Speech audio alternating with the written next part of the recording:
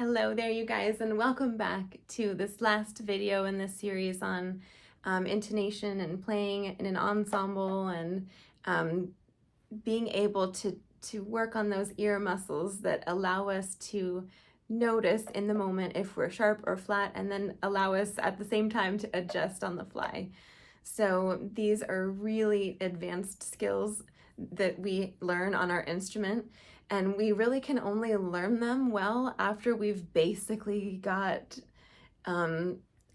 we can actually get the pitches reliably, right? But as you know, there's like a range of in-tuneness on your tuner. So, you know, you could always get the note, you could always find your first finger, but you might always be on the sharp side, but you're still getting the first finger pitch, but you might always be sharp, or you might always be flat, or whatever that is.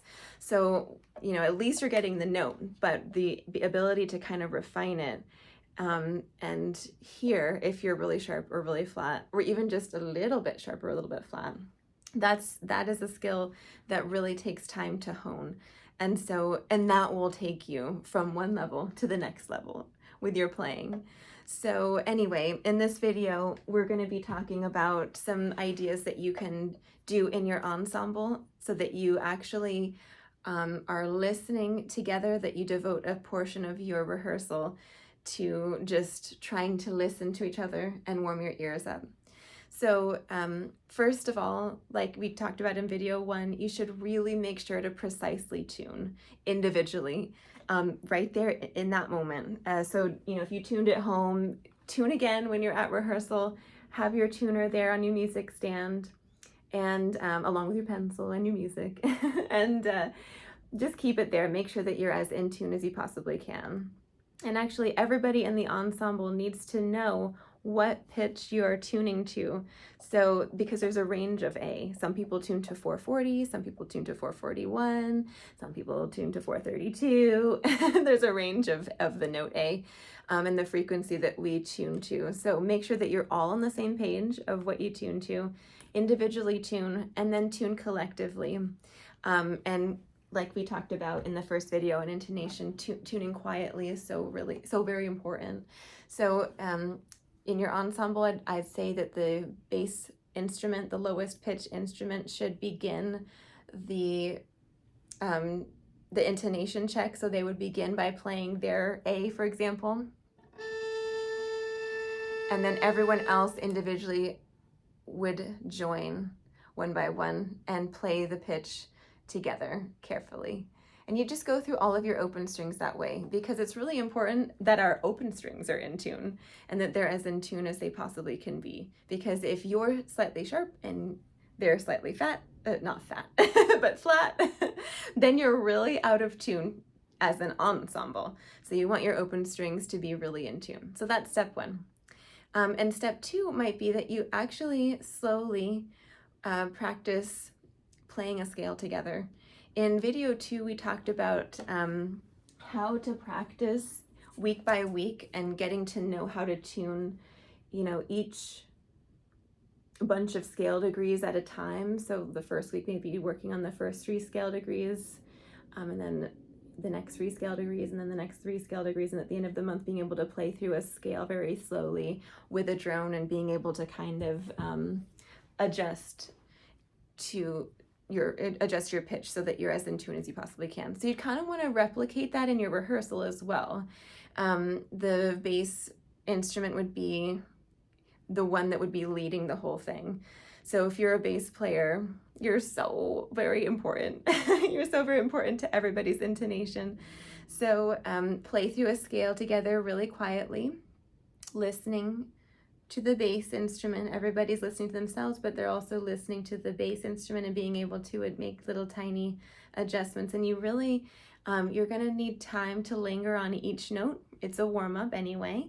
You're going to need time to linger on each note. So I would suggest that you do at least a couple bows on each note of the scale. Just a 1-octave scale is fine.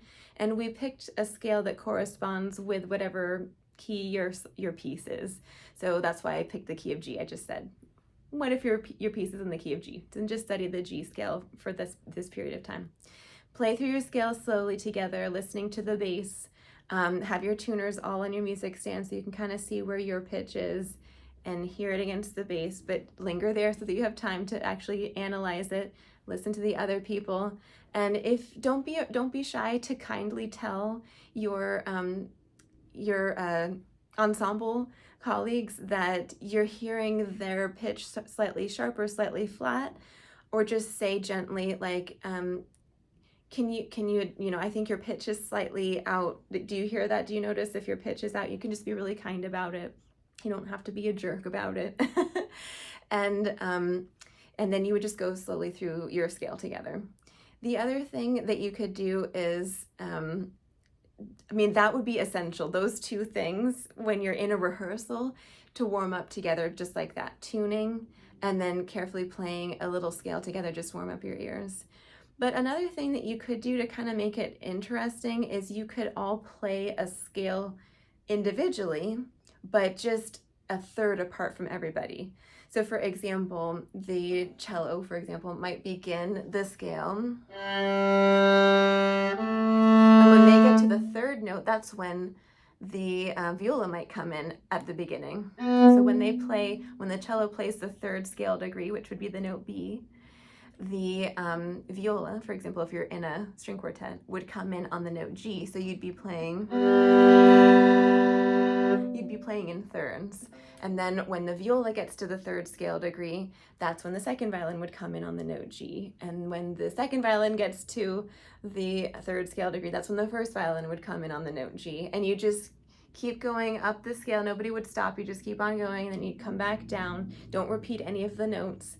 And when the cello finally finishes, they're going to just hold the G or hold the 1 for as long as everybody takes to resolve. And everybody would just kind of conclude on the note G until finally the last person ends the scale. And that way you can also hear chords, and you can kind of pick up those nuances as well. That would be kind of fun to do. So anyway, there you go, you guys. These are some ideas, some fun little ideas for you to add to your rehearsal warm-ups. And if you don't warm up, if you don't tune together, you just jump together and play, consider applying some of these little practice tips here and there. It will take your performance and your group to the next level if you do that. And even professional string quartets, tuning, just like we talked about, is so very important, even to the very best. So if it's good enough for them, it should be good enough for us too. So lots of love, you guys, and thank you so much for watching, and I'll see you soon.